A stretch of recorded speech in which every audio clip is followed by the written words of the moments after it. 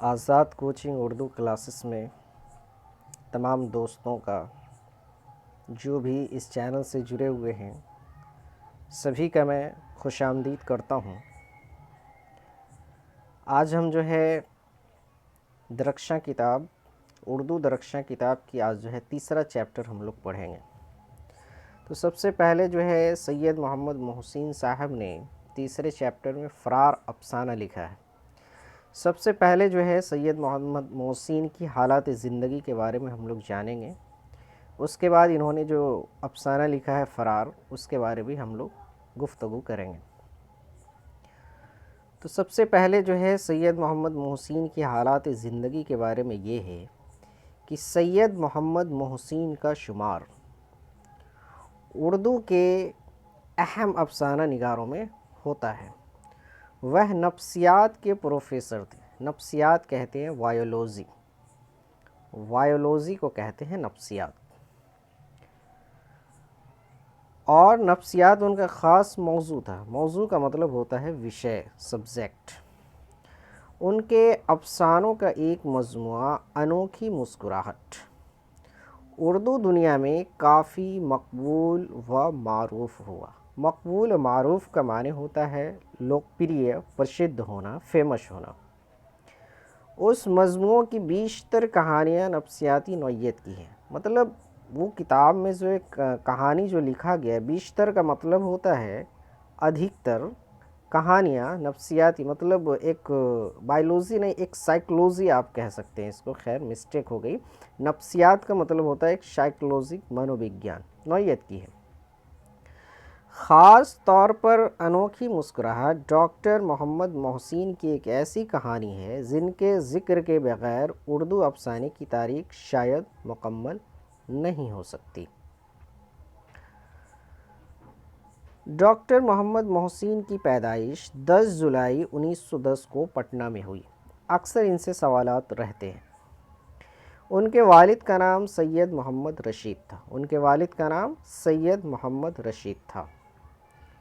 محسن صاحب نے 1926 میں رام موہن رائے سمیزی پٹنہ سے میٹرک کا امتحان پاس کیا۔ 1928 میں پٹنہ کالج سے آئیے 1931 میں نفسیات کے ساتھ BA آنرز کا امتحان پاس کیا اور 1934 میں نفسیات میں ہی پٹنہ یونیورسٹی سے MA فرسٹ کلاس سے پاس کیا اور گولڈ میڈل حاصل کیا۔ 1938 میں وہ پٹنہ کالج میں شعبہ فلسفہ میں عارضی طور پر، مطلب ٹیمپروری طور پر لیکچرر بحال ہوئے۔ پھر 1948 میں پٹنہ یونیورسٹی کے شعبہ نفسیات میں مستقل طور پر لیکچرر بحال ہوئے۔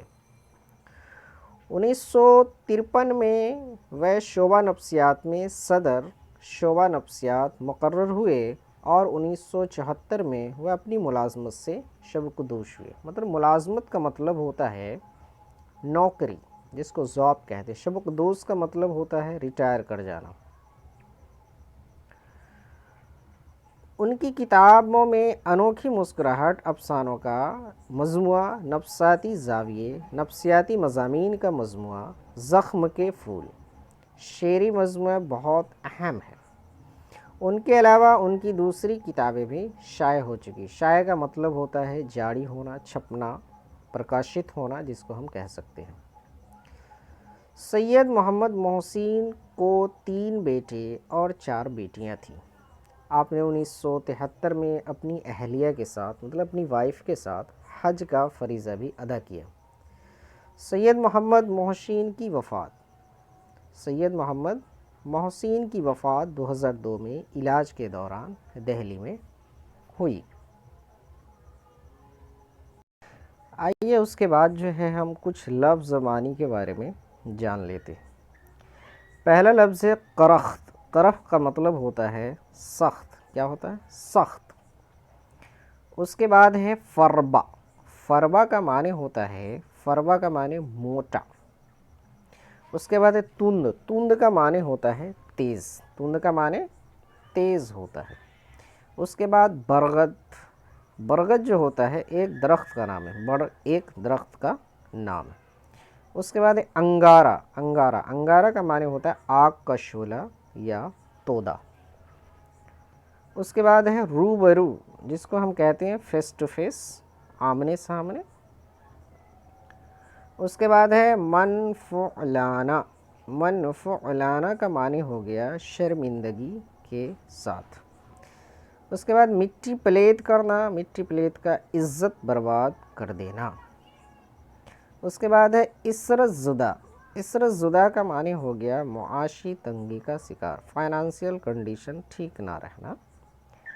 عاقبت اندیش، اس کا معنی ہو گیا دور تک نتائج کو دیکھنے والا، نتائج جو ہے نتیجے کی جمع ہے۔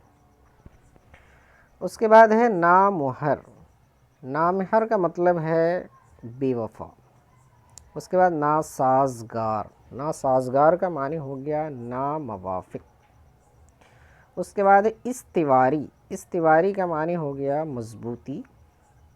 اس کے بعد استقامت، استقامت کا معنی ہو گیا ٹھہراؤ، پختگی۔ صغر سنی، صغر سنی کا مطلب ہو گیا بچپن کی عمر۔ اس کے بعد عزم، عزم کا معنی ہو گیا ارادہ، عزم کا معنی ارادہ۔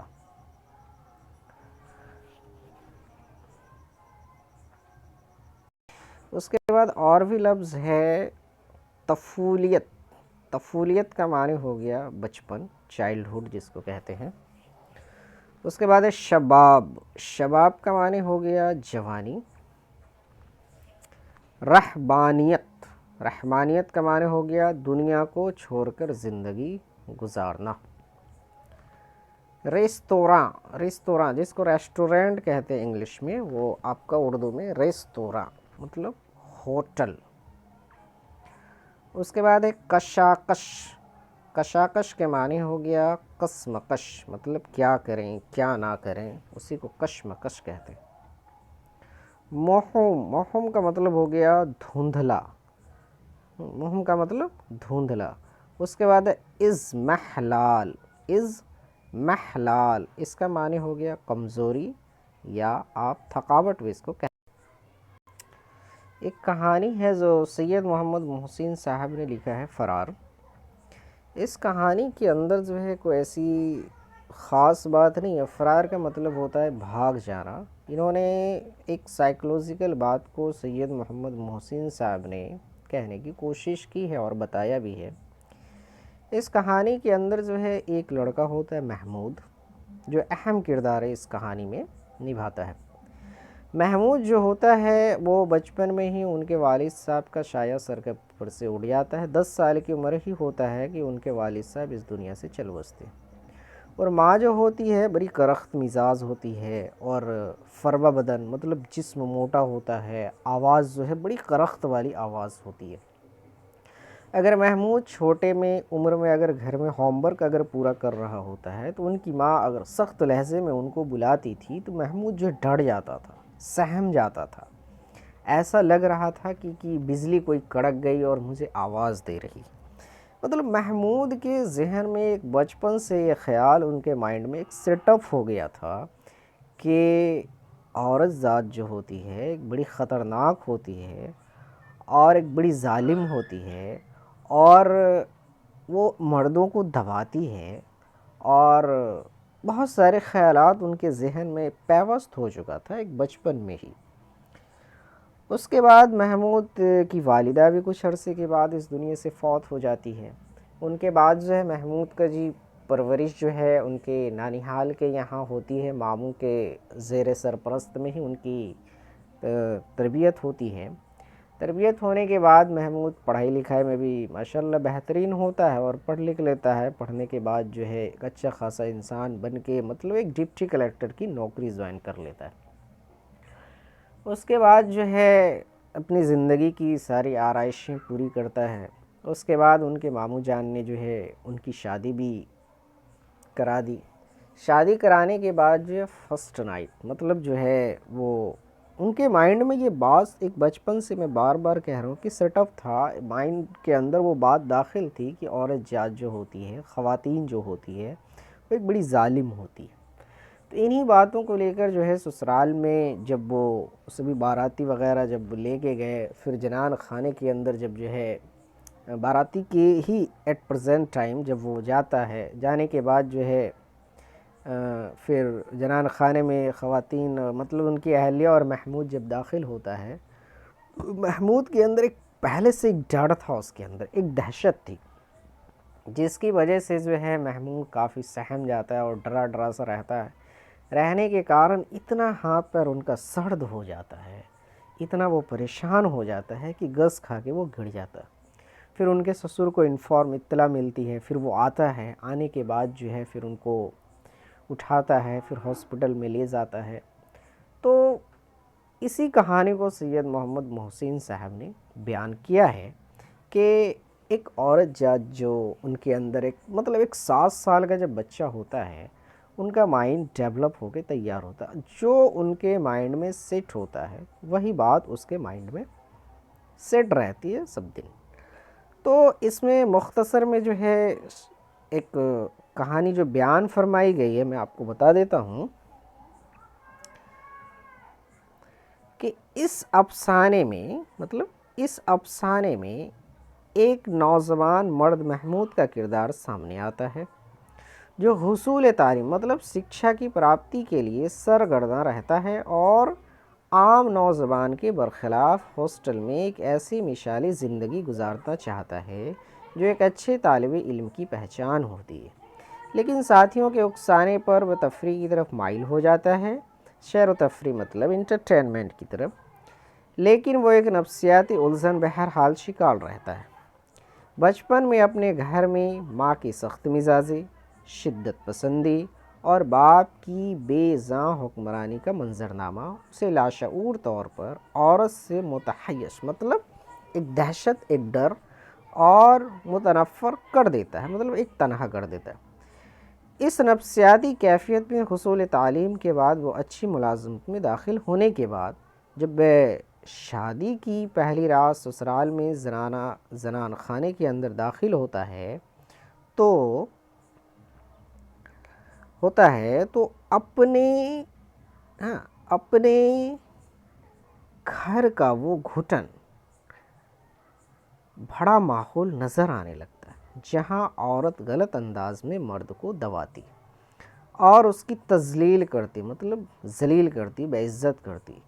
اس نفسیاتی نقطے نے اسے ازدواجی فرائض سے خوف زدہ کر دیا اور اس کی شخصیت کو نامکمل بنا دیا۔ اس کے بعد آبجیکٹو کچھ سوالات ہیں آپ کے سامنے۔ ڈاکٹر محمد محسن کی پیدائش۔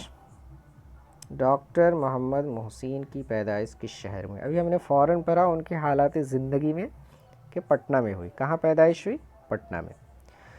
دوسرا سوال ہے ڈاکٹر محمد محسن کی تاریخ پیدائش بتائیے۔ تاریخ پیدائش 10 جولائی 1910 کو ہوئی۔ زیر نصاب کا مطلب ہوتا ہے پاٹھیہ پستک آپ کے۔ افسانوں میں ڈاکٹر محمد محسن کا کون سا افسانہ ہے؟ آپ کی کتاب میں ڈاکٹر محمد محسن کا کون سا افسانہ ہے؟ ابھی فوراً پڑھے، فرار۔ کیا ہے؟ فرار۔ ڈاکٹر محمد محسن کے والد کا کیا نام؟ سید محمد رشید تھا۔ اس کے بعد جو ہے ڈاکٹر محمد محسن کس موضوع پہ مہارت رکھتے تھے؟ ان کا کون سا سبجیکٹ ہے جس پہ مہارت تھی ان کی؟ تو نفسیات۔ کس موضوع پہ؟ نفسیات۔